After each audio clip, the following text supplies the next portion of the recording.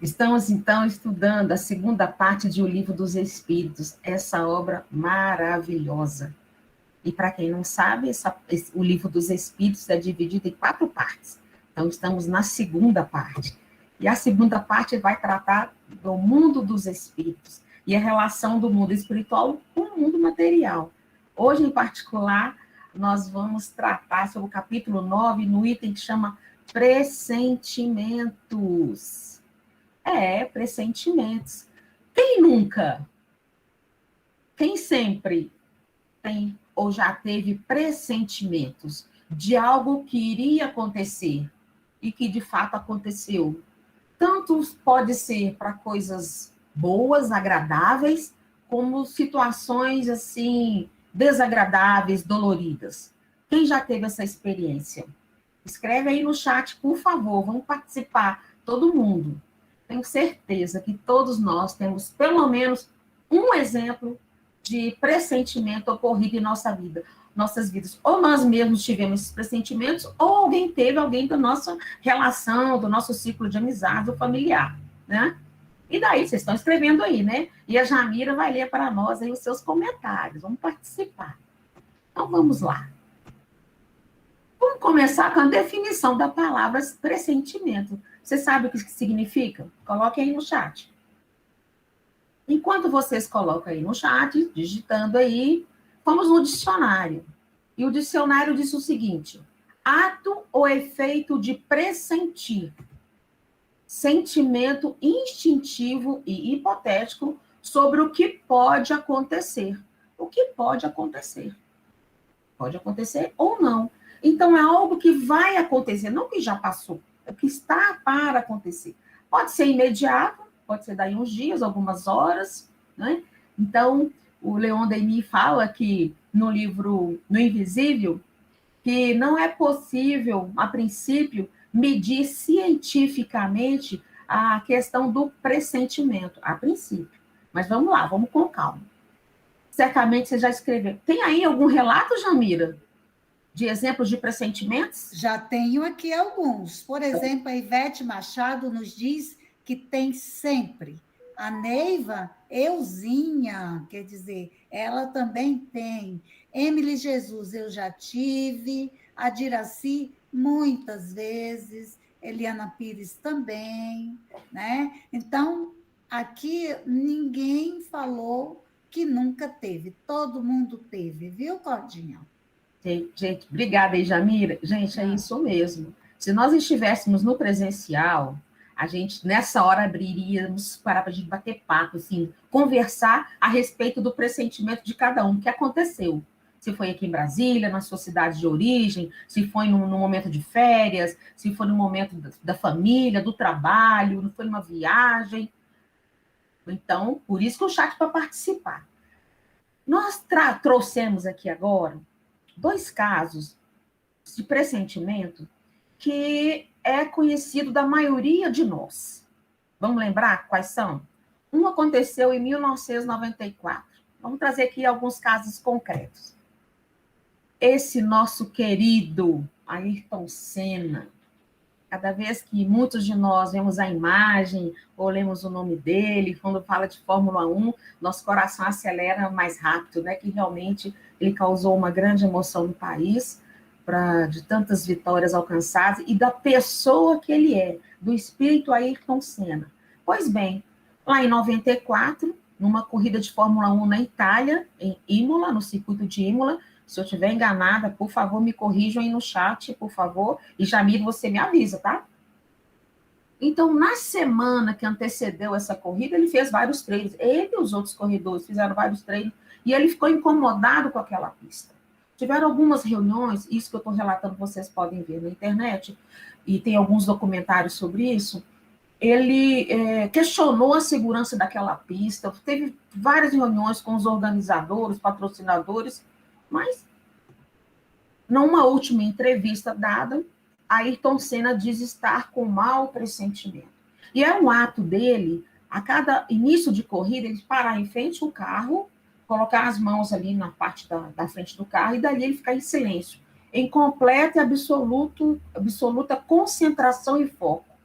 nesta corrida, antes de acontecer, de dar a largada, ele ficou mais tempo que o necessário, se concentrando muito mais. E num dos noticiários que tivemos acesso, fala-se que ele ficou mais de 5, além do tempo normal, ele ficou mais de 5 minutos e nada mexia, nenhum músculo do corpo dele se mexia. Então, nessas entrevistas também foi, em momento algum, naquele final de semana, ele havia se sentido confortável dentro do seu carro. Bom, fez a corrida, logo nos primeiros tempos, né, nas primeiras voltas, sabemos desse acidente que houve, e ele foi a óbito. Isso tem 27 anos. Ele foi a óbito de 1º de maio de 1994. Um outro caso de pressentimento. Vamos lá, também conhecido a maioria de nós. Este grupo que por alguns poucos anos alegrou aí particularmente a meninada desse nosso Brasil. Quem sabe quem são? Isso mesmo, esse grupo Mamonas Assassinas. Fizeram várias turnês pelo Brasil e numa delas indo para Portugal. Iriam fazer shows lá e eles tinham uma agenda muito intensa, às vezes faziam até 4 shows por dia. Bom, nessa viagem, animados, terminaram um show e foram para lá. Este rapaz é o tecladista, o nome dele é Júlio Hazek. E o Júlio Hazek é aquele, para quem não se lembra, aquele que pintava o cabelo de vermelho. Então, todo mês ele ia lá no salão, o seu cabeleireiro era o Nelson de Lima, e aí sempre o Nelson tirava foto com ele também tirava foto com as crianças e tudo mais.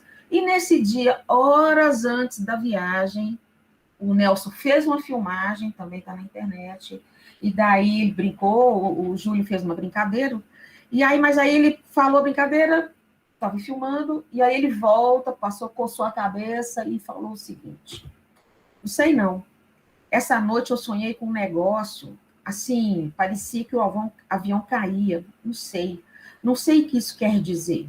Isso aconteceu horas antes do voo.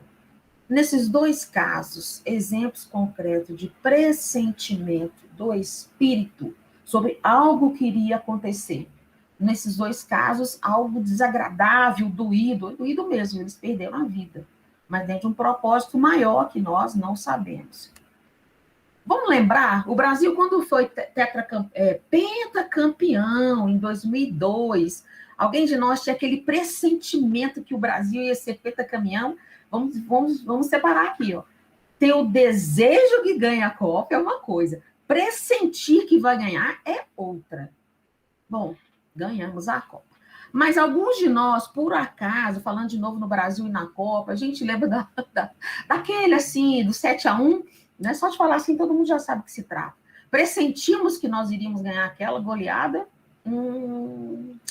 Pois bem, esses fatos acontecem com uma frequência extraordinária. Isso não está circunscrito à matéria. São as ligações, as conexões, nós como espírito. O pressentimento, então, seria um aviso do nosso espírito protetor, que algo vai acontecer, seja uma coisa agradável ou não. O pressentimento, os espíritos nos respondem. Podem ser, sim, um conselho íntimo de um espírito que nos quer bem.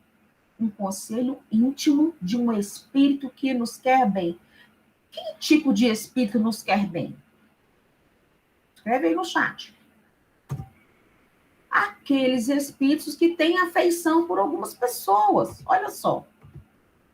Tem, sim, espíritos que têm afeição a cada um de nós vamos fazer um parênteses aqui? A cada um de nós e de outras pessoas gostemos ou não dessas outras pessoas. Tem espíritos que são afeiçoados a ela. Isso se dá em consequência da afinidade dos sentimentos. Então, esses espíritos, sim, cuidam da gente. Olha que maravilha. Bom, esse pressentimento pode ser uma intuição, a voz do instinto, que algo pode acontecer. O instinto já é uma coisa bem do espírito, está muito ligado com a nossa consciência, porque antes de reencarnar, o espírito tem conhecimento das fases principais da sua existência. Então, preste atenção. Antes de reencarnar, o espírito tem conhecimento das fases principais. Não quer dizer que sabe exatamente o dia, a hora, com quem, quando aquele fato vai acontecer. Não. Temos conhecimento. É assim vamos dizer assim, uma visão geral do que vai acontecer. E aí, nessas fases principais, está aí também o gênero das provas a que ele se submete, que entende, e Deus permitiu que ele passe, que nós passemos, para melhorar o quê? A nós mesmos. Melhorar o nosso desenvolvimento moral, o nosso desenvolvimento intelectual. Então, esse é o gênero de prova. Eu quero facilidade. Vai ajudar? Melhorarmos moralmente, intelectualmente? Se sim, se for melhorar esse gênero de provas, nós estamos afetos, sujeitos a ele. Então, antes de encarnar, o espírito já sabe disso. Noções do que vai acontecer com ele. Então, na hora de executar, daquela situação acontecer, o espírito encarnado, ele pressente algo vai acontecer. Com coisas muito boas, muito confortáveis, muito esperançosas, ou coisas muito difíceis, doídas, que dá uma certa aflição. Leon Denis, no livro Invisível, fala que o pressentimento é a vaga e confusa intuição do que vai acontecer. Porque a gente sabe, quando a gente encarna, o espírito esquece o seu passado e muitas das suas lembranças ficam assim meio adormecidas, apagadas. Então apaga mesmo. Para que isso? Isso é uma prova? Não, gente, é para ajudar a gente a caminhar. Imagine saber e lembrar de tudo, olha o peso disso. Não, não. A gente esquece muita coisa. Mas na hora de acontecer um momento grave, grave no sentido de importante da nossa vida, aí vem aquela intuição. É uma questão de foro íntimo. E lembremos que tem os espíritos familiares, protetores, que nos acompanham. O pressentimento, então, pode ser também um conselho mais direto que os espíritos nos dão, utilizando-se, inclusive, das pessoas que nos cercam. Se a gente não consegue captar a sugestão ou os conselhos dos espíritos que nos acompanham, que nos querem bem, que torcem pelo nosso crescimento, nossa evolução, ele então vai sensibilizar as pessoas que estão às nossas voltas. Presta atenção. Que às vezes um conselho que alguém dá, uma sugestão de um livro, uma frase que a gente leu em algum lugar, um filme que a gente assistiu, uma conversa de outro, nos desperta para algo que a gente vê a consonância com o nosso foro íntimo, com as coisas que precisamos realizar. Presta atenção. E Leon Denis também, nessa obra, ele continua. O homem é informado naturalmente de todas as verdades que sejam úteis. Todas que sejam úteis. Então, eu vou saber, espírito protetor, me dê aí todos os números da Mega Sena ou da Loto, que seja. Olha, se for útil, né? Se for do nosso merecimento. Não, mas não é assim que funciona. São informações úteis para o nosso desenvolvimento eterno, imortal. E Leon Denis, nessa obra, ele cita alguns casos. E ele também reforça o que estamos dizendo. Pressentimento tem aos bilhões e desde sempre. E ele relaciona 3 casos, e são esses casos que nós vamos citar aqui. O primeiro trata do senhor Vigneron. Ele era emérito caçador e pescador. Então, e todos os dias ele ia caçar e pescar. Gostava demais. E a esposa dele não incomodava com nada disso. Tranquilo e sereno, já vai lá, meu bem, vai mesmo. E ele ia e voltava. Entretanto, um belo dia, ela ficou agoniada com isso, quando ele ia sair para pescar. Agoniada, e falou, não, ele não vai não, tô achando que você não vai ser bom, o barco vai virar, por favor. E ele pegou o caçoar dela, falou, o que é isso? Não vou não. Quem conta esse caso é o genro dele, o Coronel Collet. Isso está registrado nesse boletim de la Société d'études psychiques de Nancy. Perdoa, gente, meu francês. Publicado em fevereiro de 1902, nesse boletim. E o genro é que conta. E ele foi. Dado o tempo, ele volta para casa, a esposa o acolhe, e aí o que aconteceu? O recebe. O que aconteceu? Ele pegou, começou a caçoar dela. Riu, brincou, e caçoou. Que bobagem, mulher, preocupado com isso não. Mas depois, no dia seguinte, ele confidenciou para o genro dele, esse Coronel Collet. Olha, passei um apuro. O barco virou, estava afundando, estava no meio da lama. Eu só consegui me salvar porque eu me agarrei nas raízes de um salgueiro. Chegando em casa, ele lavou a roupa dele, botou para secar e vestiu, e chegou em casa limpo e formoso. Ela não desconfiou de nada. Olha aí. Olha a intuição das mulheres, gente, o pressentimento das mulheres. Um outro caso que Leon Denis relata nessa obra Invisível. Um jovem doutor alemão. voltando da visita da casa dos pais, ele encontra 2 oficiais do Exército, ali naquela conversa combinaram uma carona, de pegar um carro, né, isso no início do século XX, e daí seguir um caminho, né? Na hora de entrar nesse carro, esse jovem doutor, ele ficou agoniado, aflito, foi dando uma pressão no peito dele, não quero, não consigo, e não foi, não entrou nesse carro. Os oficiais acharam estranho, mas seguiram o caminho. Quando esses 2 oficiais saíram com esse carro, foi. Aí ele teve uma tranquilidade, sentiu uma tranquilidade, respirou, pronto. Aí conseguiu um outro transporte e seguiu. Passando no rio Elba, ele olhou, tinha um amontoado de gente na estrada, numa curva perigosa. Quem estava lá? O carro acidentado. E os 2 rapazes haviam morrido afogados neste acidente. Outro exemplo que o Leon Denis dá. Sobre esse rapaz, Marino Tonelli, isso já foi na Itália. Está registrado lá nos Anais das Ciências Psíquicas. Tinha 27 anos de idade, ele tinha uma cabriolé.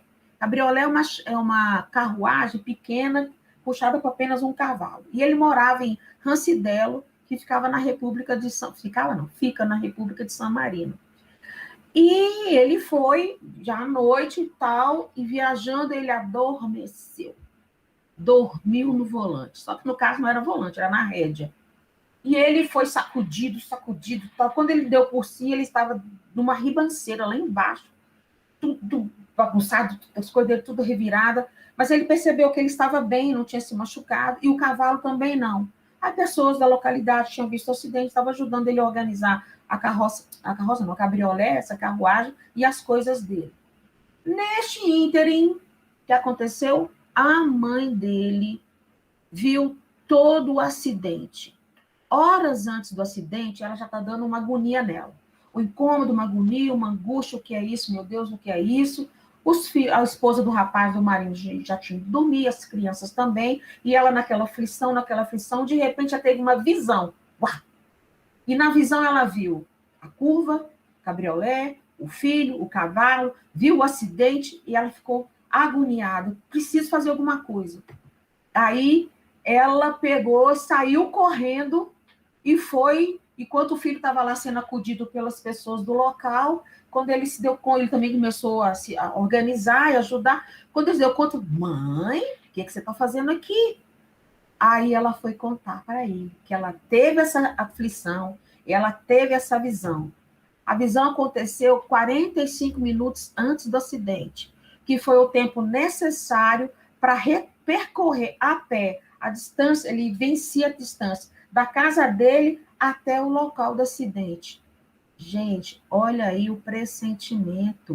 O pressentimento não foi do rapaz, foi da mãe dele. Lembra que os espíritos que nos protegem também influenciam ou entram em contato com as pessoas próximas a nós? E aqui eu faço uma observação. Olha aí o sentimento de mãe, gente. Porque o sentimento, a intuição das mulheres, como é afinada, de mãe, mais ainda.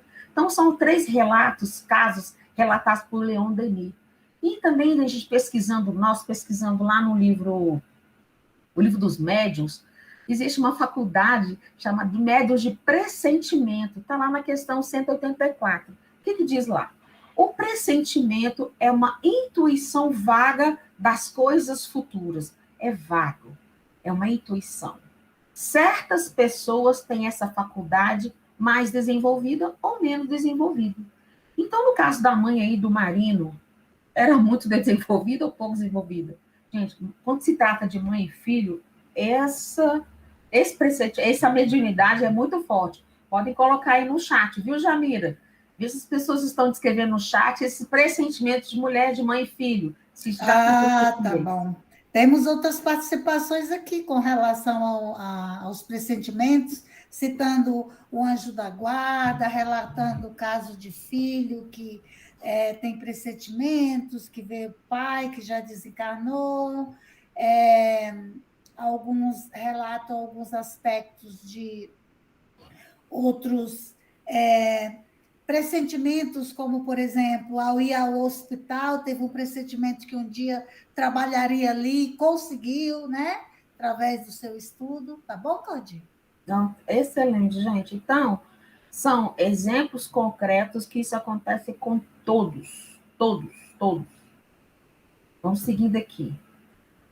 Esses médios de pressentimento podem ter uma espécie de dupla visão que lhes permite ver as consequências das coisas presentes e o encadeamento dos acontecimentos.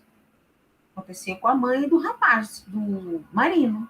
E ver não só o fato, mas o acontecimento. Essa senhora, a mãe do Marino, a gente esqueceu de comentar, ela venceu o medo dela de andar sozinha na escuridão, a chuva, que está de uma tempestade se aproximando, e ela foi. E ela conta, nesse anual, nesse documento da psique, conta que ela viu tudo, a carroça, a cabriolé virando, o cavalo caindo, o lugar exato onde teve o acidente. E muitas vezes é uma feita por comunicações ocultas, como já falamos sobre sugestões. Aí uma pergunta, né? Isso é uma coisa também que nos incomodou. Pressentimentos, instintos um pouco vagos, né? Como é isso? O que fazer quando tiver nessa incerteza? Vai acontecer ou não vai? Sigo ou não sigo? Entro nesse carro ou não entro? Entro nesse avião ou não? Entro nesse trabalho ou não? Deixo meu filho sair ou não? Né? Engato esse relacionamento ou não? O que fazer? Kardec fez essa pergunta, a pergunta é nossa, mas também o Allan Kardec, muito inteligente, fez essa pergunta para os espíritos e eles responderam: quando te achares na incerteza, invoca o teu bom espírito ou ora a Deus, faça uma prece. Soberano Senhor de todos, e ele te enviará um dos seus mensageiros, um de nós. Olha isso! Fazer uma prece por um bom espírito, para o nosso anjo da guarda, para o nosso espírito protetor, e ele vai atender para esclarecer essa dúvida que nos acomete, que nos assalta. Então vamos lembrar que os espíritos protetores, familiares ou simpáticos nos dedicam afeto, eles têm afeto por nós. Eles têm para nós, votam-nos, ou seja, dedicam a nós, têm muita simpatia, se interessam pelas coisas da nossa vida, se interessam por nós, para a nossa felicidade, nossa tranquilidade, para a nossa existência. Olha que maravilha isso. E se interessam de verdade. Não é só assim, da boca para fora. Não é aparência, não.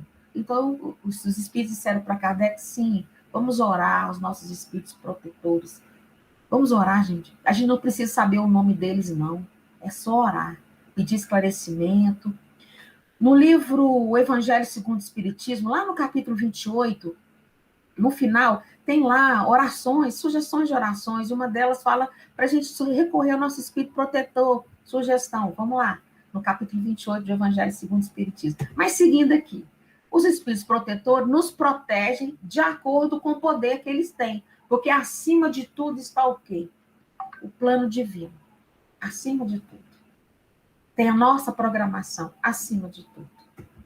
O anjo da guarda tem essa missão de guiar o seu protegido. Nós temos nosso anjo da guarda. A gente às vezes não brinca e nós somos anjo da guarda de alguém, ou alguém é nosso anjo da guarda. O que a gente quer? Que é o melhor, que é o bem dele, guiar o protegido. Isso não significa que vai passar a mão na cabeça. Não significa que vai concordar com todas as decisões das pessoas, de jeito nenhum. O anjo da guarda é aquele que guia. E o guiar também é falar não, é dizer não, colocar limites. Bom, os avisos, então, dos espíritos protetores têm um objetivo. O objetivo é do nosso procedimento. Não é assim, somente porque eles gostam de nós. Gostam mesmo. Mas eles, não é um gostar à toa. Tem um propósito, uma finalidade. Nada é por acaso no universo. Nada é por acaso nas relações divinas, que são perfeitas. Nada é por acaso. Então, qual é o nosso procedimento que eles visam? Nosso procedimento moral. E também nos assuntos da nossa vida particular. Eles nos avisam. Vão resolver por nós? Negativo, porque a escolha e a decisão é pessoal. Não é deles. A deles assumiram, vão cuidar do espírito, vão cuidar de você. E te sugere. Vem os pressentimentos, porque antes de encarnar, vamos lembrar, a gente tem mais ou menos uma noção de como é que vai ser nossa existência aqui. Mas a decisão final sempre é nossa. E por causa disso, olha o alerta que Kardec nos dá. Nessa parte que fala sobre os pressentimentos. Examine cada um de nós, todos, as diversas circunstâncias felizes ou infelizes de sua vida.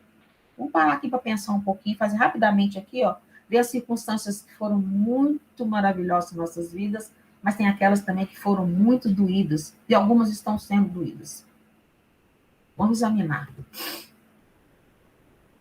Examinando de forma tranquila e honesta e clara, veremos que recebemos conselhos e que a gente não aproveitou.